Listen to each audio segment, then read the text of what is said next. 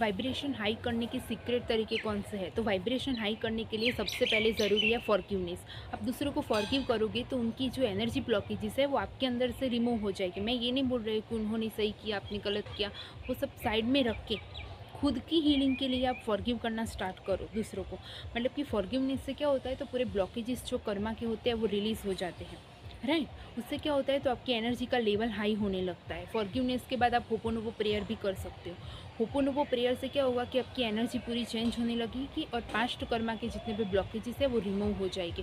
उसके बाद आप इजीली मैनिफेस्ट कर पाओगे। फिर आप सेल्फ लव लेटर पे जंप करो। मतलब कि सेल्फ लव लेटर से क्या होगा, आपका ऑरा ब्राइट होने लगेगा और आपके वाइब्रेशंस जैसे ही बढ़ेंगे इतना ही यूनिवर्स जल्दी से आपके साथ कम्युनिकेट कर पाएगा और आपकी डिज़ायर को मैनिफेस्ट कर पाएगा। कुछ के सक्सेस स्टोरी तो ऐसे भी आती है कि फॉरगिवनेस के बाद जैसे ही उनका ऑरा हील होता है तुरंत ही वो लोग मैनिफेस्ट कर पाते हैं। ऐसा क्यों?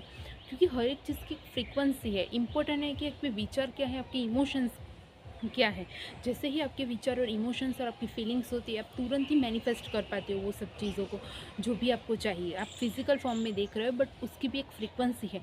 वहाँ तक पहुँचने के लिए आपको ऑरा को एकदम ब्राइट करना होगा। मैं एक बार लिखती हूँ और वो सब कुछ हो जाता है मैनिफेस्ट। ऐसा क्यों? क्योंकि मेरी फ्रीक्वेंसी वो चीज़ के साथ मैच हो जाती है। तो वो मैजिकली, वो मुझे नहीं सोचना है कि वो कैसे आएगा, कब आएगा, कौन देगा, बट वो ऑटोमेटिकली उसकी जो फ्रीक्वेंसी मैच होती है तो वो ऑटोमेटिकली, वो मनी हो या वो फिर वो कोई रिलेशन हो या फिर वो हेल्थ का एरिया हो या कुछ भी हो, वो सब कुछ इजीली मैनिफेस्ट होने लगता है। बट ज़रूरी है कि आप दूसरों को फॉरगिव करो। उनको आप लेके घूमते हो तो उनके सप्रेस्ड जो इमोशंस फीलिंग को आप लेके घूमते हो तो आपका मैनिफेस्टेशन स्लो हो जाता है, राइट। उन्होंने जो किया वो किया, बट एक बार आप ट्राई करिए। एक बार फॉरगिवनेस से आप स्टार्ट कीजिए, डेफिनेटली आपको चेंजेस देखने को मिलेंगे। बहुत ही ज़रूरी है हमारे एनर्जी ब्लॉकेजेस को क्लीन करना। विदाउट क्लींजिंग हम कैसे कुछ भी कोई चीज़ मैनिफेस्ट कर सकते हैं, राइट। तो बहुत ही इंपॉर्टेंट है क्लींजिंग करना, राइट। अगर हम कचरे को पूरा दिन एक रूम में जमा के रखें तो कितना हमें अनकंफर्टेबल फील होता है। तो वैसे ही हमारी सोल को, हमारी बॉडी को भी अनकंफर्टेबल फील होता है जब हम पुरानी कोई भी मेमोरी है, पुरानी कोई भी सिचुएशंस है, पुरानी कोई भी लोग हैं, उनको जब हम लेके घूमते हैं दिमाग में, तब हमारी सोल को भी दिक्कत होती है।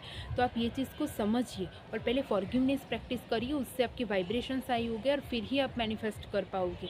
कुछ लोग पूरा दिन लिखते रहते हैं विदाउट अपने वाइब्रेशन पे वर्क करें तो उनका मैनिफेस्टेशन वर्क नहीं करता। फिर वो बोलते हैं कि लॉ ऑफ अट्रैक्शन जैसा कुछ होता नहीं है, ये सब फेक है। तो माय डियर, वो आपके लिए फेक ही होगा, क्योंकि आप गलत तरीके से मैनिफेस्ट कर रहे हो।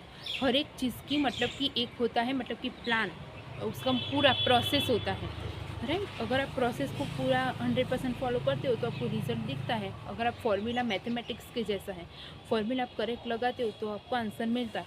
इसमें भी ऐसा ही है, अगर आप लाइफ का फॉर्मूला बहुत ही करेक्ट तरीके से लगाते हो तो आपको रिजल्ट मिलता है, बाकी नहीं मिलेगा। तो इस तरीके से मेरे से जुड़े रहिए आगे के सभी कंटेंट के लिए। Thank you so much and जय श्री कृष्ण।